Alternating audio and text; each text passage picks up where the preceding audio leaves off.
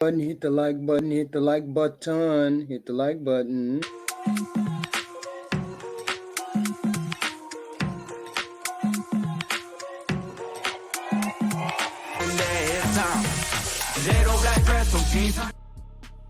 Here we go with another one from Ashley. From Ashley.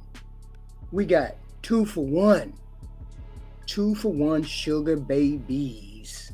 I'm good. How are you? I'm good. Okay, so Jazz, I don't know Jazz, but Ashley, I do remember you because you came up on my live on TikTok, and I actually invited you back because I wanted to see your face. I wanted you to share your story, and you shared your experiences as well about dating millionaire and billionaire men. I remember our conversation. So I did invite you back to have you come here and talk about that.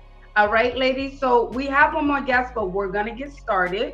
And I'm going to start by saying this. I want you guys to give me your name, your age, if you like, real age, fake age, whatever age you go by, okay? What city you live in and what do you do for a living, okay? Okay, well, I'm Ashley. I'm 25. I live in Indianapolis, Indiana. So I'm in real estate, but I've also had a hair and makeup company since I was 20 years old. So, yeah. Okay, perfect. Entrepreneur. All right, Jazz. I'm Jazz, 30 years old. I'm a natural hairstylist, and I'm also a mental health-based workout coach, and I'm in Louisiana. All right, welcome, Louisiana in the house. Welcome in. Okay, ladies. Well, let me just start this off by saying one of y'all look like y'all dealing with millionaires and billionaires, but the other one is working a 9-to-5 job. Ain't no way if she was in the game that she should be working as some kind of mental health worker. If she was really and true, millionaires and billionaires, look, if I'm on call, you paying all the bills and I ain't working. That's the line, that's the bottom line that should be said out of every sugar baby that hit the floor. If I gotta be on call, I ain't working. Now, the chick in the middle, she must be out of the game because she working. The other one got hair, bag, and nail, whatever. I'm assuming she's not as educated as the other one because she ain't really doing a profession. She doing a gig. She doing some gigs. She doing whatever. So let's get into these two different experiences, or maybe they're the same. I don't know. One ain't in the game and one seemed to be still wanting to be in the game. So I want to understand. Let's go, ladies. So as you guys know, the topic tonight is I did create a post and I asked ladies to come up. If there's any ladies watching right now who would also like to request and jump in on the conversation, feel free to come up, jump in, request to join the live, okay? So we're going to start small. I know you both, Jazz, I know you did comment, and Ash, I know I did speak to you. So you both said you date affluent men. So Yes. we're going to start by, let's say, how many affluent men did you meet and where did you meet this man? We're going to start there. Where did you meet this man? How much money was he making? And how did you meet? We'll start there. So for me, I actually started dating. I started dating up. I started dating up after I lost 150 pounds on average. So you lose weight, you start feeling good, you start putting yourself out there. So I first started meeting guys actually via Instagram, and it was a lot of guys who were into the same that I was with health and wellness, which is what I tell anybody. If you want to meet a guy, go to the juice bar, okay? So I listened to my friend and I started going to the juice bar. I started going to different restaurants during happy hour, just because that was the goal. And I started going to not just happy hour. I would go around. If I wanted to see a doctor, I would go to a place around the hospital. If I wanted to date, let's just say I really wanted to be an athlete, I would, you just know where to go. So I would, and I tried to do the whole online dating thing. You posted that men with money not on there. They're on there to trick and treat. They're not really on there to actually a relationship with you, if you know what I'm saying. Yeah. Okay, so Jazz, you would say you met most of the men. One of the places you did mention was the juice bar. Yes, juice bars. Okay. I would say things like the tennis court, like going to places like that. I'm hobby, so hiking, vacations, biking, things like that. Clubs. So let me, not to cut you off, Jazz, but the affluent man that you did meet, where did you meet him? That one specifically. That the one that specifically, you did meet. Yeah, I met him at a juice bar, and honestly, I didn't even think anything of it because he drove like a Toyota. So I didn't even think that he actually had much money at all. So I've dated two types, two main ones. The first one that I dated, he was very, very low key, not into really. He was into tech, so he wasn't really into. That was the juice bar guy. He wasn't really into material things. Laid back. And then, hold on, guys. Before we dig deep, I just want. I'm gonna ask you guys both first. So okay. You said juice bar, and you said he was in tech, right? He was in tech and from the juice bar. Yes. And was there another one? Maybe you met him somewhere else, or was that the only one? Yeah, another one. So I'm a hairstylist, so just working with different celebrities. Like, I dated another guy, but he was young money, more rich, more not wealthy, just young. He was young. He was actually like 25, younger. So two different types of guys that I dated. And where did you meet him at? Where did you meet him? Backstage. So I did hair for one of the celebrities that were in the area. They usually come to us here, and I met him backstage. All right, so backstage at a show. Mm-hmm. All right, Ashley, I'm gonna ask you the same question. Where did you meet the let's say the rich guy that you dated? What was the location, and what did he do for a living? Okay, so with me, one of the guys, I actually was just going out to get food, and it was funny. It was just a chicken spot, and I always go to this specific spot. And he was telling me, I ordered just a 4-piece and some fries, and he was telling me, he was like, "We don't have a 4-piece." And I'm just like, "Well, I get it all the time." And long story short, he was like, "Well, I'm sorry. I'm not used to ringing people up. I don't work here." And I'm just like, "Well, what are you doing behind the counter? What are you doing?" He was like, "I own it, and I own a lot of other ones." So one, it was at one of his restaurants. The other was at a lounge, like a bar's lounge. Okay, a bar lounge. Mm-hmm. So one of the guys was the owner, and then the other guy that you met at the bar lounge, what did he do for a living? Both of the, I met a few at like lounge bars. Them were more like athlete types. Like the guy who I met at the restaurant, who was the owner, he was Arabic. The guys at like the lounge and stuff, them were like African Americans, athletes. So football. All right, football. Okay, so we here in tech, we're here in football, we're here in restaurant. Well, what I hear is tricking. What I hear is gentlemen who want to pay to trick. She meets one backstage. He has so many groupies. She just another number. She can forget all that. The other guy that she met, he just wanted her number. She meet guys, doctors, wherever she would go, wherever she needed to go to find them. No kind of plan, no kind of detailed plan. The other girl, she met him at a restaurant. He the chicken king. So the chicken king tried to come out behind the bar talking crazy, and he foreign, and them men don't never marry black women, so that ain't even an option. And then the other one was an African American, whatever he was doing with her. Okay, I thought y'all meant real. The real ones, the ones that display their wealth. Just to get a gist of the guys that you are both dating. Alrighty, so Jazz, you were saying that the man that you dated, he had money, but he drove a Toyota, but he wasn't into material things, I would say. So how did you know he had money? Like, what was the giveaway for you? Well, just conversation. We started off talking about like, what is it that you do? Oh, well, I'm into tech, and at the time, this was during like right before COVID, so I never heard about people working from home doing anything like that. And so I didn't really know until I went to his house. I never, but even his car choices, none of them were like, if he didn't drive a GS, he was into old school cars.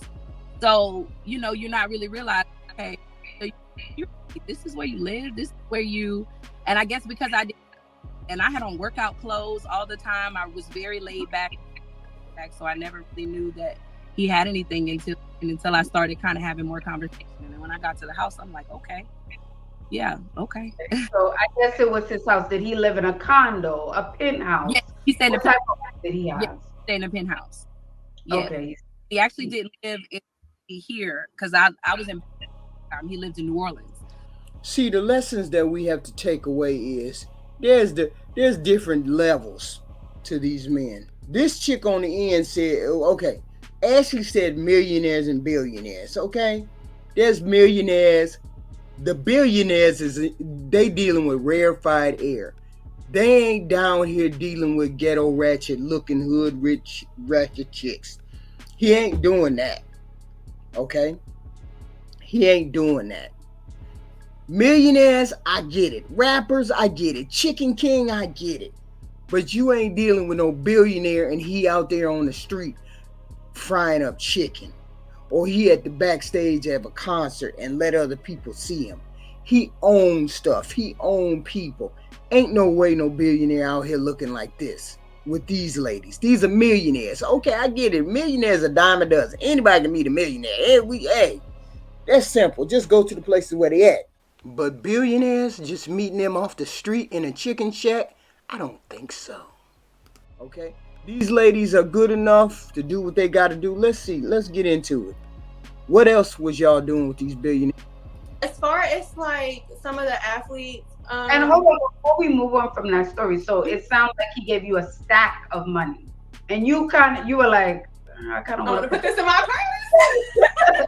He said, put it in the machine. Put it in the machine, like, and I felt like it was a test. I always feel like with these men, they do certain things and they test you. He definitely gave me a stack, and it was hundreds, all hundreds.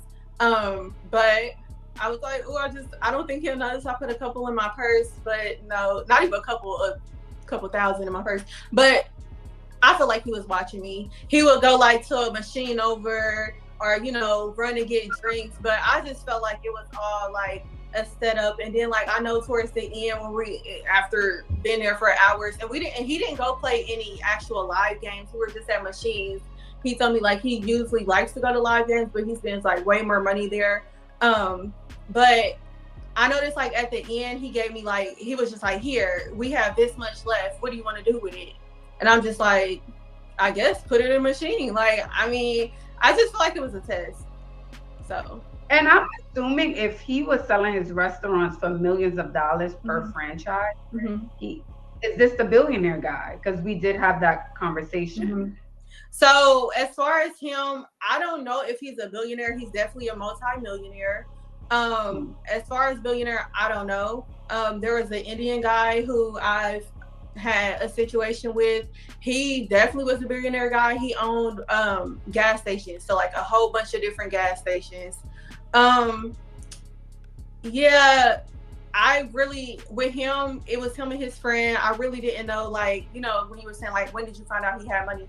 I could kind of look at him and tell, like, you know, but at the same time, I'm around a lot of people who look a certain type of way. So, but when I finally actually knew that he had money is when he was begging me to come over to his house, and we were at this cigar lounge, and he was like, well, everybody in here can come to my house. Like, we can bring the whole party to my house because it's about to close.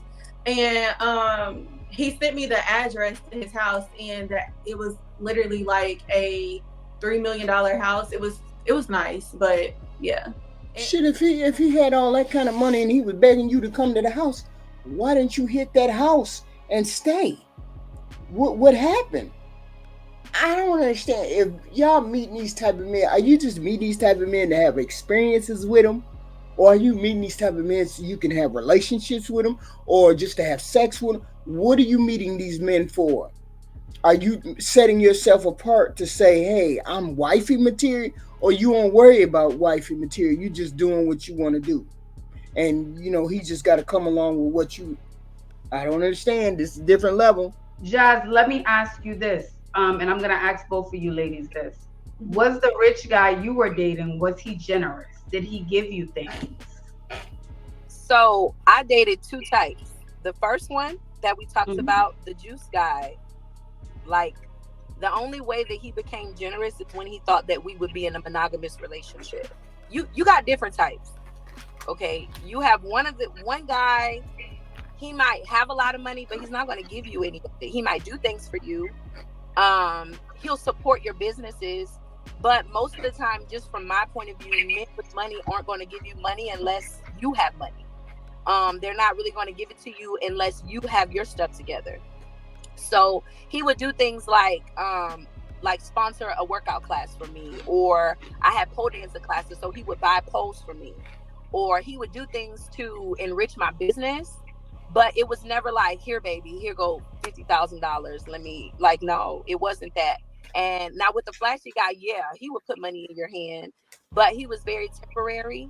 And how much money, if you don't mind me asking, how much money did he So the put in most your money at a time that I've ever gotten from him, it would have to be probably the most I've ever gotten, I would say, is about 10,000. That's probably the most. And it kind of ticked me off, and it kind of got me off of guys. I guess that's my point of view, and it might be different for her or even you. But for me, I feel like in order to actually date a guy who's going to just give you and give you, the guys that I've had that were more like that, they're more with controlling. They wanted you all to themselves, and they usually liked you younger. So at the time I was younger, they would usually like you younger, but they didn't. I'm more of a woman who's I'm a hard worker. I don't need you to take care of me. So when you have that type of attitude, it's rare. It can happen, but it's rare to get a guy who wants to consistently invest in you if you have a big personality like me, because they're either going to be, one, jealous of you because they want to be the big dog, or two, and it's just from my experience, I can't say for everybody, but they have that kind of thing, or they'll be like, well, you don't have to work, well, you don't have to do. And then when I get into that Miss Independent thing, they don't really like that. So that's. But let me ask you this too, Jazz. When he handed you the 10K, right? Did you feel like he was a controlling guy? Because I'm sure leading up to that moment, things were okay or things were fine. So for him, no. For him, he was younger, so that wasn't more the controlling thing. It was more of the temporary thing. They don't mind giving you money, and I mean, I want to be appropriate, but it was more of like a trick kind of situation. It wasn't really he wanted anything monogamous with me. It was, I want money, we have a good time. It was consistent until it wasn't, until the next came around. So that's the only thing about those kind of guys. They have money to blow, and they'll give it to you, but it won't be something. It's not my husband that I'm gonna take home. So you got to just ride the wave while it's riding, and once the ride off, you get off and you go about your business and you go to the next one. So. And what made that situation end for you? The guy who handed you 10,000. What made that end? Like, what was I guess the final straw? What was it for you? Well, for me, when you're seeing that this person doesn't want to be monogamous, and you're seeing that this person is throwing their penis around, celebrity status has nothing to do with your STD status. So for me, I wasn't going to lay down with a man throwing his stuff around.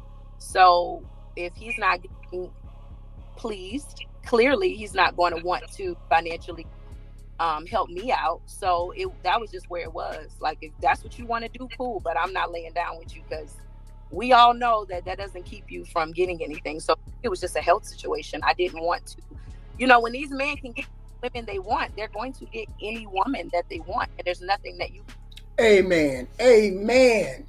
She one of the first ones to ever talk about laying down with these men without any kind of condom, without any kind of protection. First one I ever heard. You can't just be laying down with anybody. I don't care whether they HVM or not. You could be as high value as you want.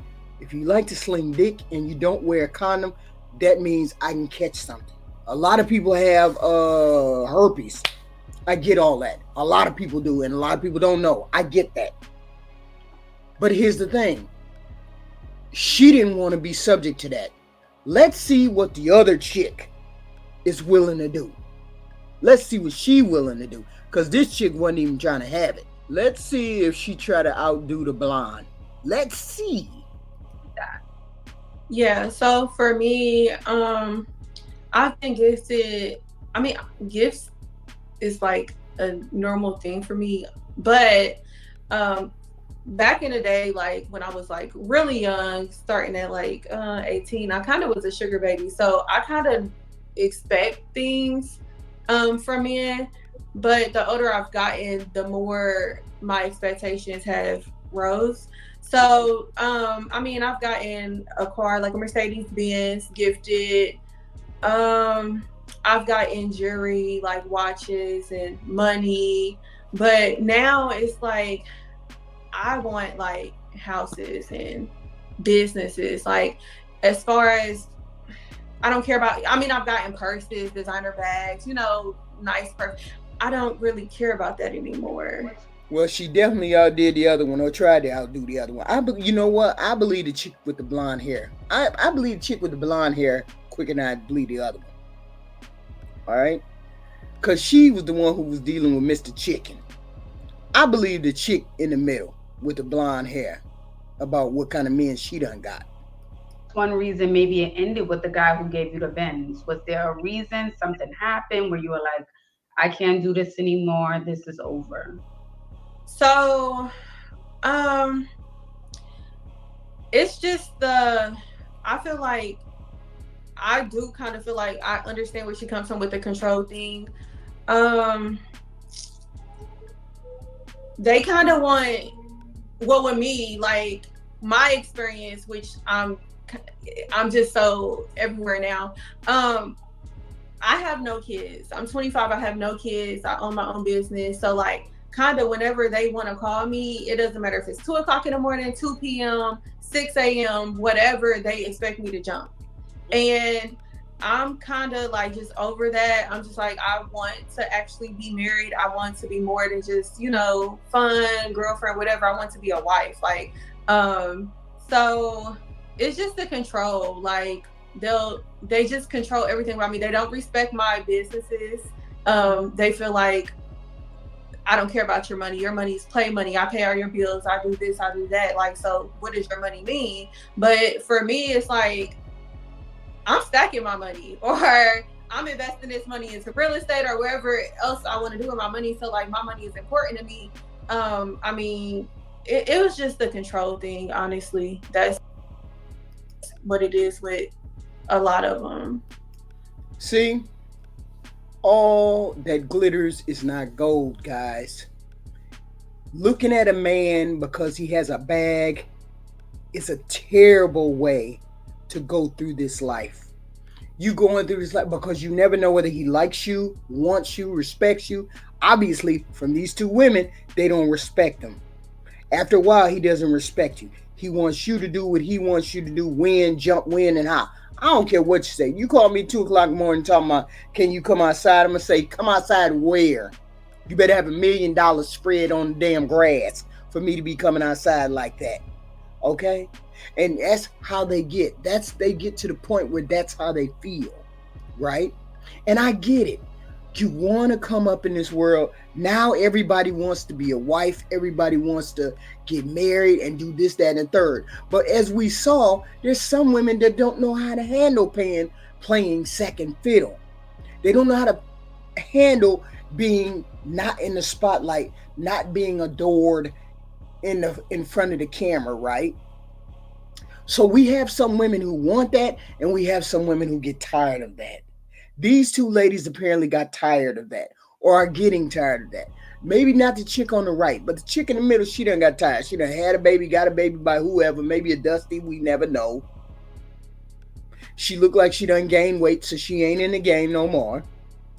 The chick on the end looked like she's still in the game, or maybe that's what she do, or maybe that's what her job is behind her, okay? And I respect all of that. But the whole point is you got to look yourself in the face. You got to be able to look yourself in the mirror every day and say, I ain't selling my ass for purses.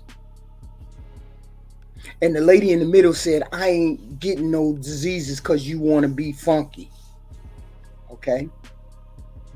And that's the right call right there. If you don't want to wear a condom, we can't do what we got to do. I ain't trying to die. I ain't trying to get nothing. I ain't trying to do all that. Chick on the end, she's getting tired of it. So it's not for everyone. It's a short time, not forever. Because sooner or later, you're going to want to be a wife. Okay? And I damn sure wouldn't be on the internet explaining to people how much of a sugar baby I was or is or want to be, and I'm trying to get a husband. There's enough to go around. I get it. There is. Do y'all thing. It's a different story if we're doing our own thing and we're making our own bag and we upping our own sales. It's a different story when you're a sugar baby and you're selling ass. Two totally different things.